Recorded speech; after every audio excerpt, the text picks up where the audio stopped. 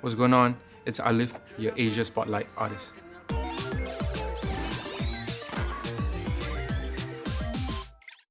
The real ALYPH, ALYF, the ALYPH is playful, lazy, and forgetful.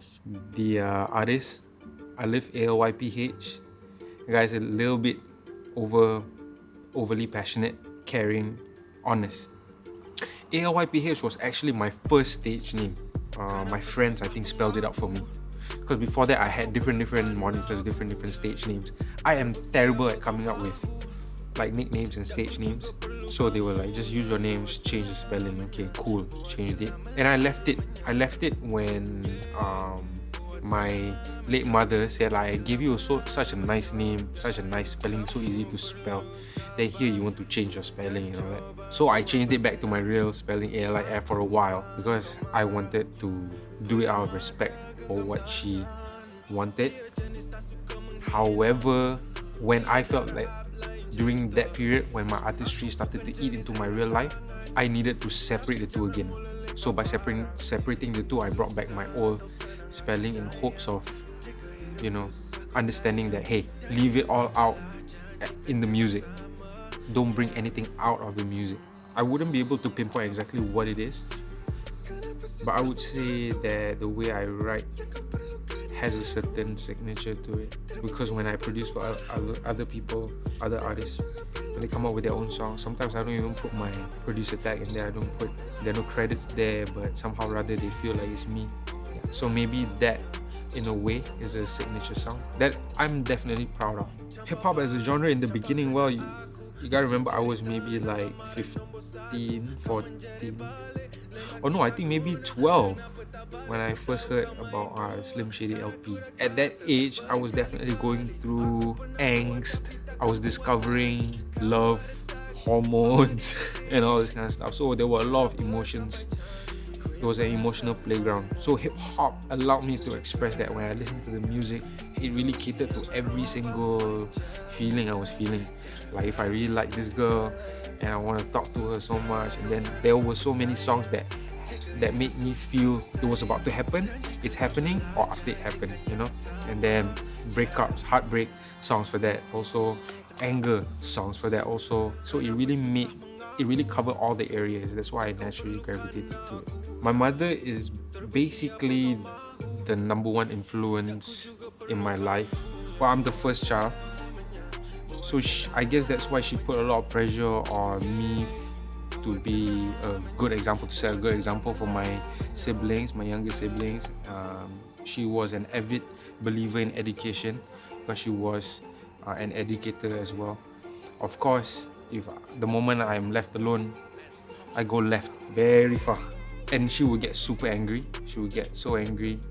But the way that she expresses all these things, her anger, excitement, happiness for me, was something that I hold dearly, and I learned from her. I learned how she expresses her emotions, feelings. So without realizing, I learned all that instead of her ideas of like, okay, you have to study hard, get a good education, then get a great job. I didn't take that from her. Instead, I took how she was as a person. She initially obviously she didn't support her son trying to rap. Like, I was in Sec 3 or something, and I told her, and she found me rapping. I really love this. Over there, of course, she's super worried. She's like, and next year is O-levels. So it took a while to convince her. Till she came to a show, she saw what I could do and the response, and she started believing. But again, she was not a supporter in terms of like, let me take care of this, let me take care of that, let me follow you to the shows and all that. She would support me from a distance. Like, okay, if this is what you decide on, and don't be a quitter, do it well. Eminem, definitely. You will have. I never got to see him in concert, but I clearly recall, apart from Duran Duran and Scorpion, Michael Jackson was the artist that I wanted to become. From there, then I moved on to people like Twister, listen to a lot of Faith Evans, listen to a lot of Boys to Men, Britney Spears, biggest crush on Britney Spears. So you've got to imagine really adoring all these different kinds of music and then applying them into hip-hop, applying them into rap. it's almost like I give them a piece of me. I don't just give them a song. Because most artists come in the studio and they are like, can you make a song like that song? Can you make a song like this song? Especially the managers and the A&Rs. And I feel they don't know how to do their job at all, because these artists are all still so lost. When this happens and I see all these artists come in, I'm very honest with them, like, you don't fit the bill. I'll talk to them for a very long time, and then I have my phone ready, my notepad, and then I'll be jotting down like their characteristics, the things that they like, the background, and then I would have, by the time we're done talking, I would have maybe 10 different topics of what they could talk about. Then I'll share it with them. Like, how do you feel talking about all this? You see, it's nothing like you asked me for, right? But you're comfortable doing this. Because when you go on stage and you perform, and people watch you perform, they can feel whether you're telling a lie or not. Most of them appreciate it. We go through that process, we make the music, and they go out, and then I try to follow up through all the way to the music video, how they look, how they speak in interviews, the clothes that they wear. I follow all of that, because most managers and A&Rs don't do that. I don't have to waste my energy to do that, but I cannot let that go, because I feel like this song is about to create this person's future and this person's career, and they cannot mess it up. However, I am not about to tell you what to do next.